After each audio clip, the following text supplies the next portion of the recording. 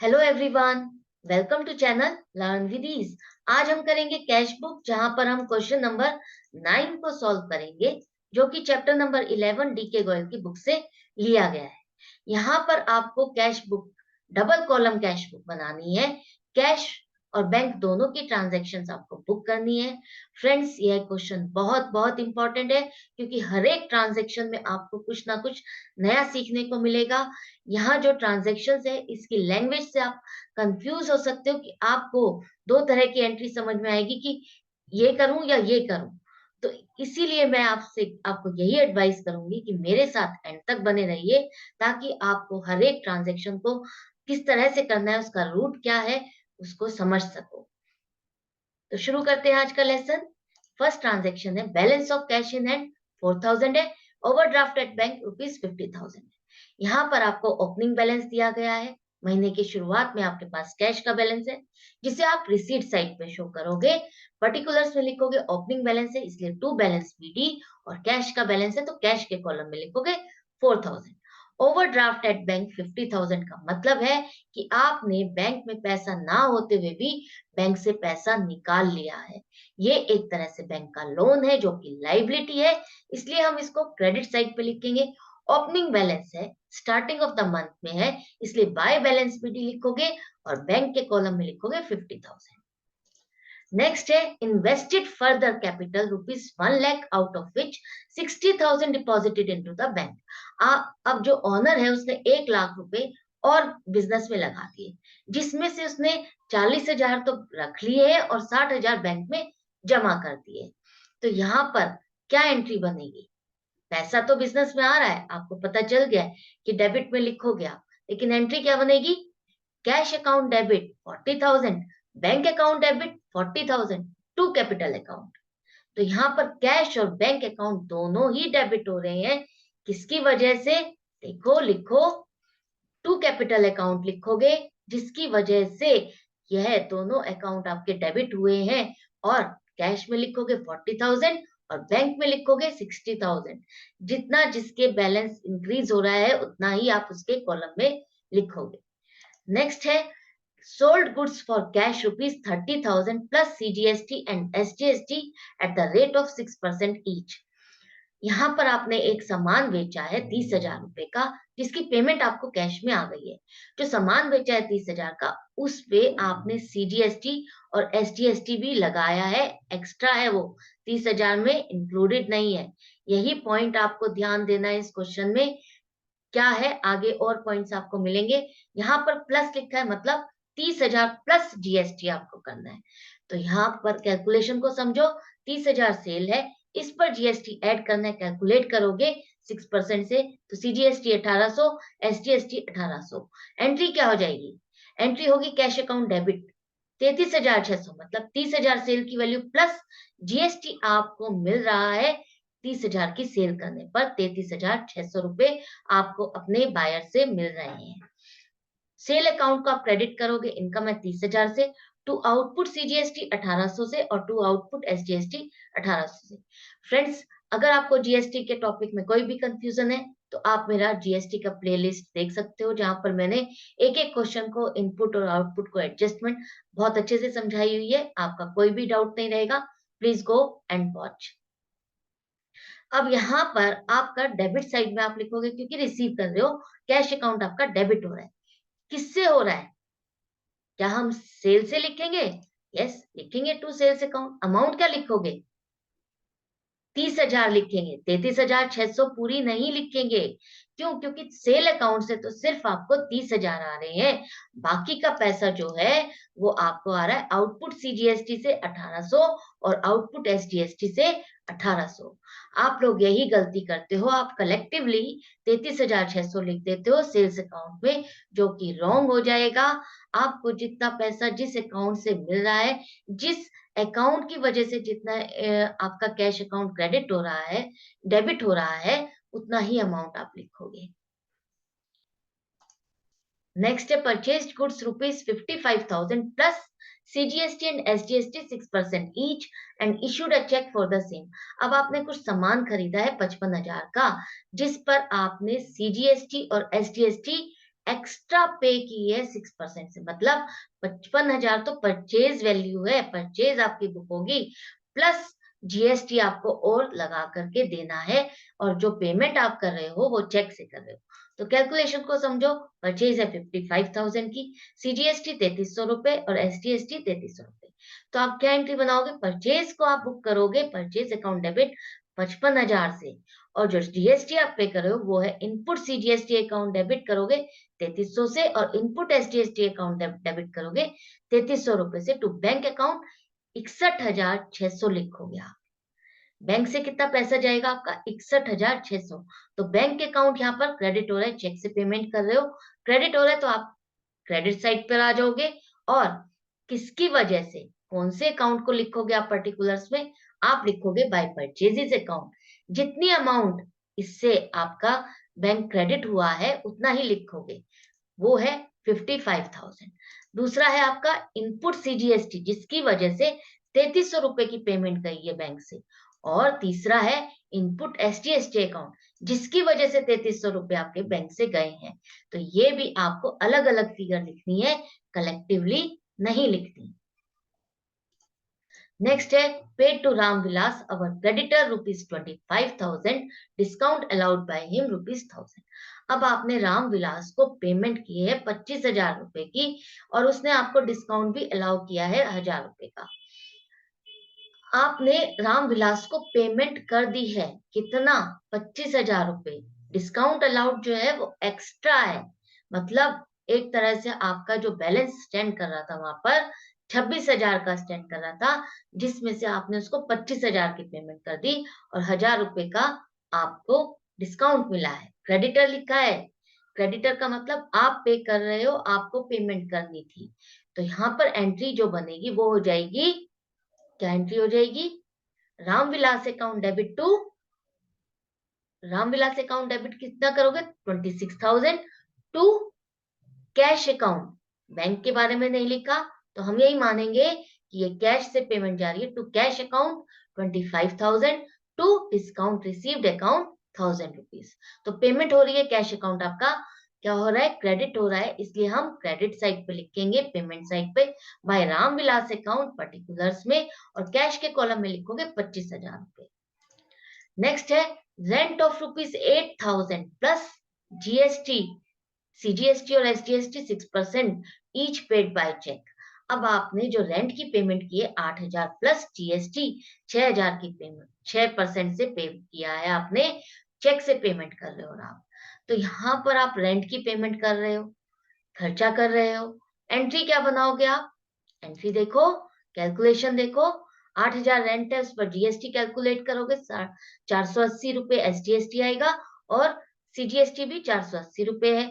Entry हो जाएगी, rent account debit, खर्चा है 8,000, जो जीएसटी पे कर रहे हो वो आप अलग अकाउंट में डालोगे, रेंट अकाउंट में ही ऐड नहीं कर दोगे, वो है इनपुट सीजीएसटी 480, और इनपुट एसजीएसटी अकाउंट डेबिट करोगे 480 से, और बैंक से जो पैसा जा रहा है, जो चेक आप काट के दे रहे हो, वो है 8,960 रुपए। तो यहाँ पर पेमेंट हो रही है, बैंक अकाउंट आपका क्रेडिट हो रहा है, मतलब पेमेंट साइड पे लिखोगे, और आप पर्टिकुलर्स में लिखोगे बाय रेंट अकाउंट 8,000 बैंक के कॉलम में, फिर लिखोगे आप बाय इनपुट सीजीएसटी अकाउंट 480 रुपए, जिसकी ये सारी पेमेंट आप अलग अलग अकाउंट के लिए ही आप पेमेंट कर रहे हो ना, चेक आपने भले ही एक काटा है, लेकिन जिस चीज के लिए आपने खर्चा किया है वो अकाउंट आपको अलग अलग लिखना होगा। मान लीजिए आप एक ही दिन में एक बंदे को खर्चे के लिए पैसे दे रहे हो, सैलरी के लिए, वेजिस के लिए, स्टेशनरी परचेज के लिए, आपने 10,000 का चेक काट के दे दिया, तो इसका मतलब ये नहीं है कि वो सारा खर्चा आप एक ही अकाउंट में डाल दोगे, सैलरी अकाउंट में। आप जितना सैलरी के लिए दिया है उतना, जितना वेजिस के लिए दिया है उतना उसमें डालोगे, और जितना स्टेशनरी में खर्चा हुआ है उतना ही तो डालोगे, अदरवाइज आपको कैसे पता चलेगा कि कौन सा खर्चा कितना कैसे हो रहा है। इसीलिए फ्रेंड्स, हर एंट्री का एक पर्पस होता है, एक ट्रांजैक्शन में करेक्टनेस के लिए आपको इसी तरीके से इसको बुक करना है। सेकेंडली, जो इनपुट सीजीएसटी और एसजीएसटी है, इसका आपको जीएसटी में बेनिफिट भी मिलता है, आप अपनी लाइबिलिटीज में से इसको एडजस्ट भी करते हो, इसलिए भी आपको इसको अलग अलग ही शो करना है।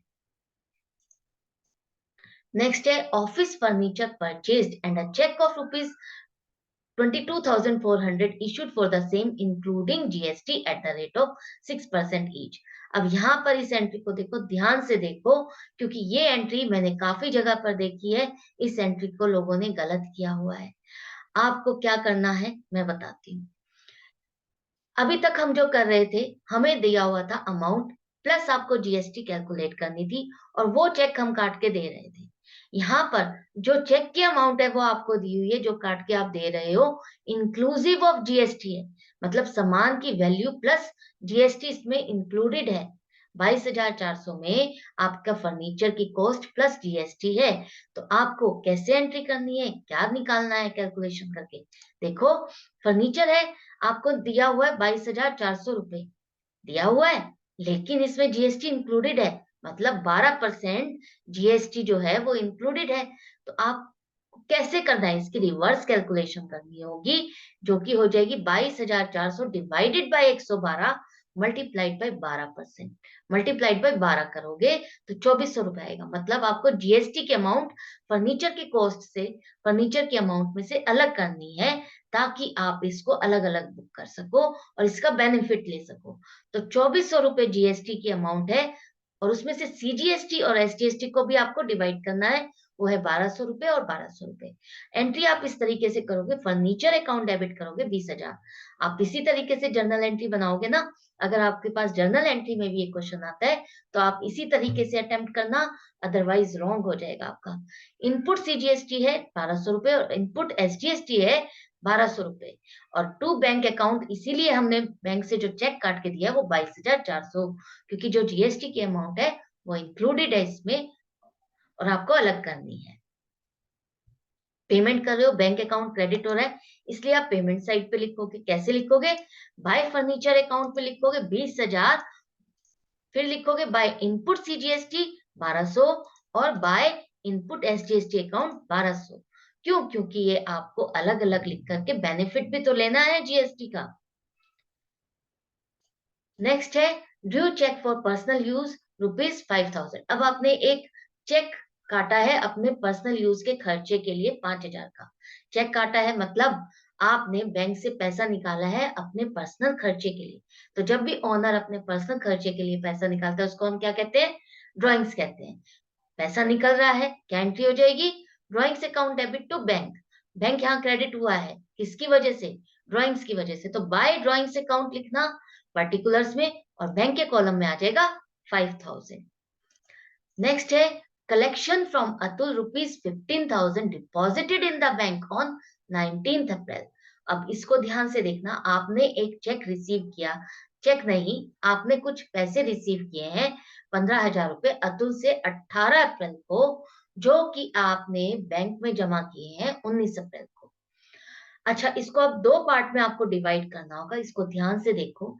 जो आपने कलेक्ट किए हैं अतुल से पैसे, यहाँ पर क्या लिखा है, 15,000 रुपए आपने लिए हैं, कलेक्ट किए हैं। क्या चेक लिया है या कैश लिया है, कुछ नहीं लिखा, तो हम यही मान के चलेंगे कि आपने ये कैश रिसीव किया है। 18 तारीख की ये ट्रांजेक्शन हो गई, उसके बाद आप इसको 19 अप्रैल को जमा कर रहे हो बैंक में, तो इस ट्रांजेक्शन की आपकी दो एंट्रीज बनेगी। देखो कैसे बनेगी, आपने कैश कलेक्ट किया तो क्या एंट्री बनेगी, cash account debit to Atul. First transaction ये बना हो गया 18 अप्रैल को, कैश अकाउंट डेबिट हो रहा है इसलिए डेबिट साइड पे लिखोगे, टू अतुल अकाउंट लिखोगे पर्टिकुलर्स में, और कैश के कॉलम में लिखोगे 15,000 रुपए। ये हो गई 18 अप्रैल की ट्रांजेक्शन। अब आपने इस 15,000 को बैंक में जमा कर दिए, तो मतलब क्या एंट्री हो जाएगी, bank account debit to cash.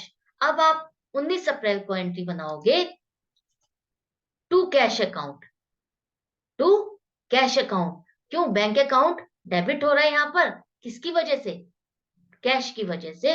तो टू कैश अकाउंट लिखोगे पर्टिकुलर्स में, बैंक के कॉलम में लिखोगे 15,000, क्योंकि ये पैसा आपने बैंक में जमा किया।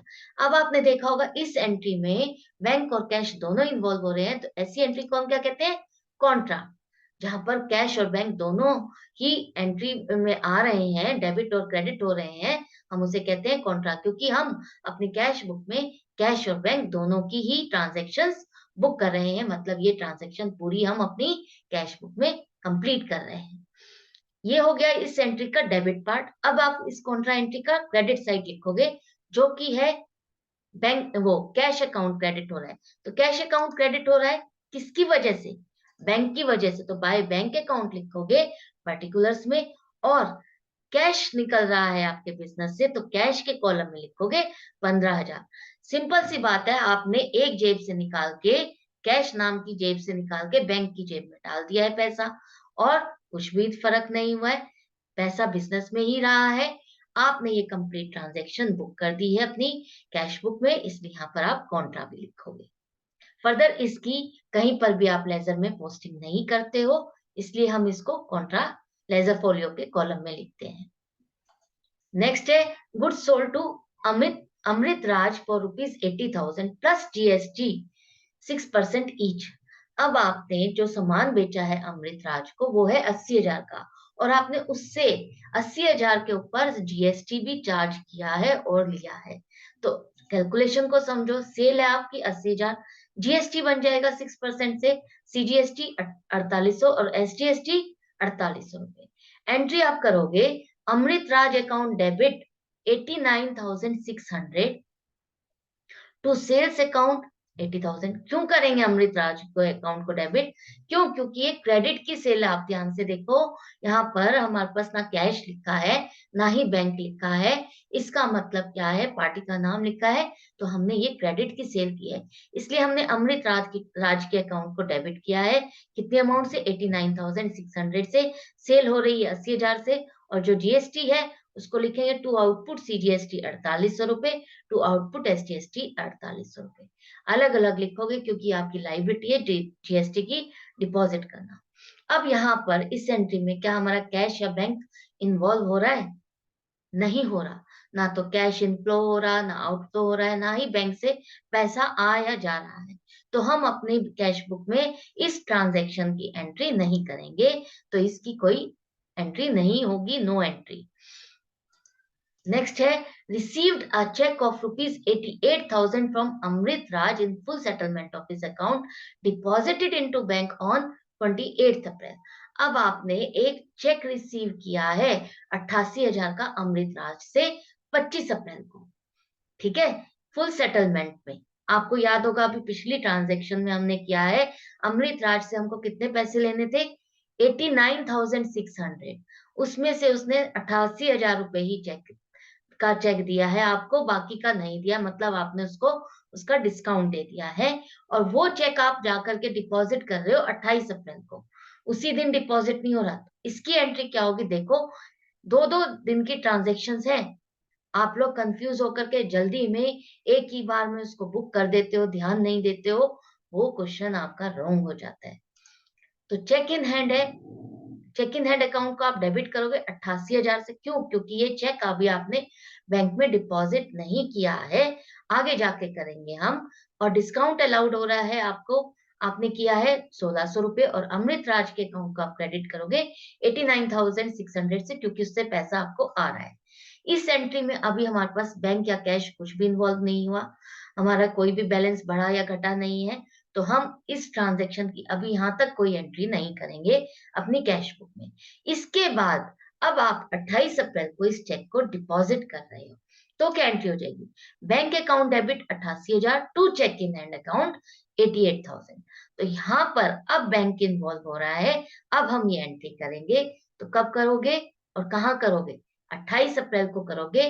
बैंक अकाउंट डेबिट हो रहा है, इसलिए डेबिट साइड पे करोगे, और पर्टिकुलर्स में लिखोगे to cheque in hand account, और बैंक के कॉलम में लिखोगे 88,000।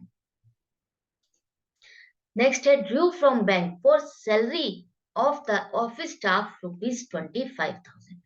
अब यहाँ पर आपने 29 अप्रैल को बैंक से पैसा निकाला है, और जिससे आपने उसकी सैलरी बांटी है, अपनी स्टाफ की सैलरी बांटी है। इस ट्रांजैक्शन को ध्यान से पढ़ना। क्या यहाँ पर ये लिखा है कि आपने जो पैसा निकाला है वो आपने सैलरी के लिए जो दिया है वो चेक दिया है? नहीं लिखा। इसका मतलब यही है ना कि आपने पहले बैंक से कैश निकाला है, उसके बाद उस कैश को आपने सैलरी में बांटा है, यही है ना? तो आप इसको एक ही बार में एंट्री नहीं कर दोगे, आप ऐसे नहीं करोगे। सैलरी टू बैंक, आपको पहले क्या करना होगा, बैंक से पैसे निकालने की एंट्री करनी होगी। ठीक है, क्या एंट्री करोगे, कैश टू बैंक करोगे, पहले कैश टू बैंक करोगे, उसके बाद सैलरी टू कैश की एंट्री करोगे।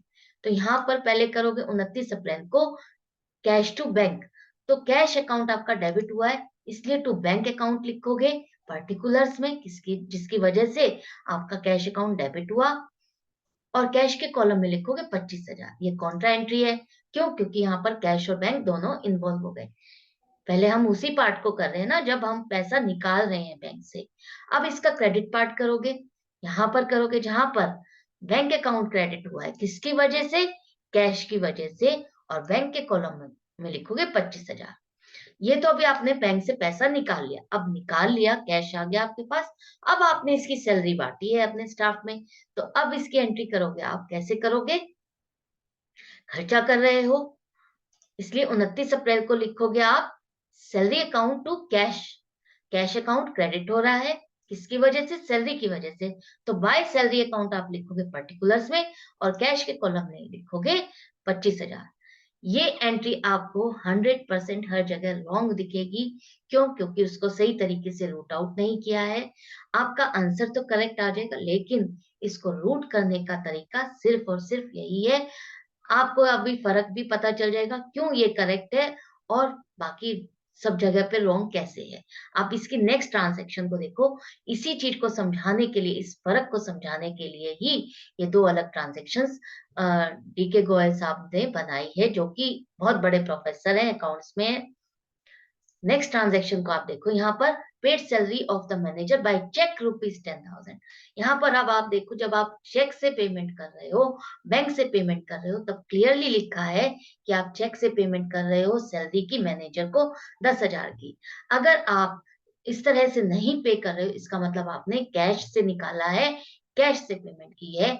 देखो आप, दोनों सैलरी की ही खर्चे हैं, लेकिन दोनों ट्रांजेक्शन्स में क्या फर्क दिखाया गया है और किस तरीके से ट्रीटमेंट करनी है, यही चीज समझाने के लिए। और आप एग्जाम में जो कंफ्यूज हो जाते हो और एक तरह से गलती कर भी बैठते हो कि दोनों की दोनों एंट्री सेम तरीके से पोस्ट कर देते हो, वो नहीं करनी है आपको। फर्क को समझना है और उसी तरीके से उसको अटेम्प्ट भी करना है। तो 29 अप्रैल को ही आप लिखोगे, एंट्री क्या बन जाएगी, salary account debit to bank. तो बाय सैलरी अकाउंट लिखोगे, क्योंकि बैंक अकाउंट क्रेडिट हो रहा है, किसकी वजह से, सैलरी की वजह से। और बैंक के कॉलम में लिखोगे 10,000 रुपए, क्योंकि मैनेजर की आपने सैलरी दी है, चेक से दी है। यहाँ पर ये सारी ट्रांजेक्शन हमने बुक कर ली है। अब एंड में आप क्या करोगे, एंड में आप टोटल करोगे कैश के कॉलम का और बैंक के कॉलम का। तो पहले कैश के कॉलम का करते हैं, डेबिट और क्रेडिट साइड का। डेबिट साइड का टोटल आ रहा है 1,17,600, और क्रेडिट साइड का टोटल आ रहा है 65,000। माइनस करने के बाद जो बैलेंस आ रहा है वो है 52,600। मैंने आपको बताया है, फिर से आपको रिवाइज करा देती हूँ कि कैश बुक का, कैश कॉलम का हमेशा बैलेंस या तो आपका डेबिट हो सकता है या ज्यादा से ज्यादा नील हो सकता है। क्यों? क्योंकि कैश में से आप उतना ही खर्चा कर सकते हो जितना आपके पास कैश है, उससे ज्यादा तो खर्चा कर ही नहीं सकते, वो क्रेडिट में जा ही नहीं सकता। अगर आपके पास कैश नहीं है तो आप उसको बिना कैश के कैसे परचेज करोगे, कर सकते हो, बिल्कुल कर सकते हो, लेकिन उसकी एंट्री कैश बुक में नहीं आएगी। वो एक तरह से आपकी उधार की ट्रांजेक्शन है, जिसको आप जर्नल बुक के थ्रू करोगे। तो यहाँ पर अब आपके पास 52,600 रुपए का कैश का बैलेंस आ रहा है, जिसे आप एंड में शो करोगे इस तरह से।